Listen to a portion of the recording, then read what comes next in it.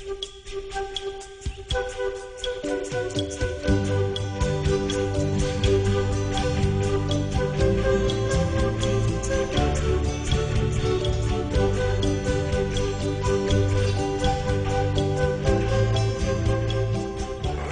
I'm Wilson Bickford. I'm a professional artist and art instructor. I'm also currently authoring a book, an acrylic instructional book for Northlight Books, which will be released in April of 2009. The title of that book will be Wildlife Landscapes You Can Paint Using Just 5 Colors. The purpose of this video is to show you some tips and techniques that I've learned along the way for various landscape elements and stumbling blocks that I find my students commonly have. Hopefully these techniques will shed some light on those problem areas for you. You more advanced painters are probably familiar with these techniques already, but I'm sure you beginners and intermediates will find these very helpful. For more information on my upcoming book, my classes, and my DVD, as well as artwork for sale, please visit www.wilsonbickford.com. Thank you. This lesson is going to focus on showing you how to paint a waterfall in rushing water. I've got a black prime canvas here with black gesso, which is an acrylic that is dry. Over that I've put a little bit, I didn't cover the whole canvas because this is only a demonstration. I've put a little bit of Magic Clear, Alexander Magic Clear medium over that to lubricate it, make it a little bit slippery and shiny. Underneath here I have another canvas that I'm going to work on that's got a partial background in it that I'm going to use in just a moment.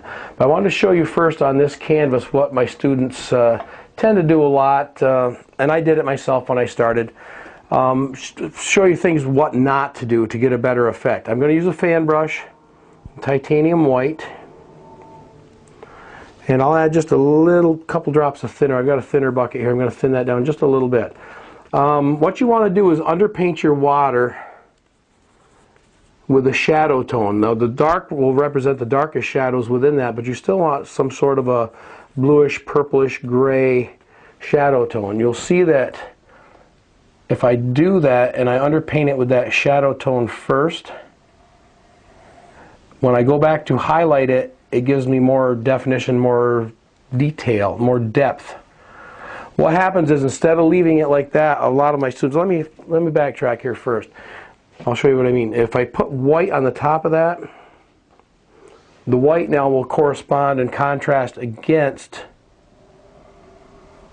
the bluish tone, so it gives it actually a third value, which gives the water overall more depth. See that? What happens is a lot of my students will not get that bluish tone quite dark enough, and the whole thing ends up looking white like this.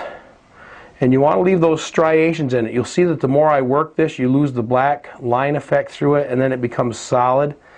And this is what you want to resist, is this temptation to just work this to this point and just lose all of that black. It just becomes a solid mush of nothing. If you leave it open like this, so it's got that line effect, it has much more of a rushing water feel to it. So the tendency is to overwork it. So if you avoid that, you're going to have much more success with your waterfall paintings.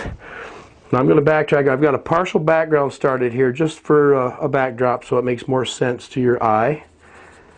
So to put this in the context of a painting, you take some of this purplish tone and maybe say there's a waterfall spilling right over the top here. You bring it down as low, obviously, as you want the water to be.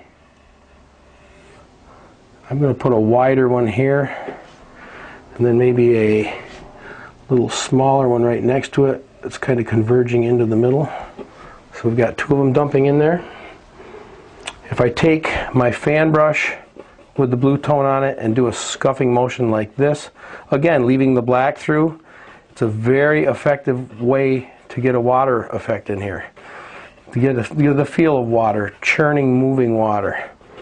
Now if that's too harsh for your tastes, you can take a clean, dry 1-inch brush and just kind of smudge that and blur it. That softens it, takes the really hard lines off it, makes it look a little more like water. You would come back with white on your fan brush. This is just another clean fan brush that I grabbed. Take some white and you'll see that if you highlight the tops of that, it starts giving that water much more dimension. And then obviously you have to hem this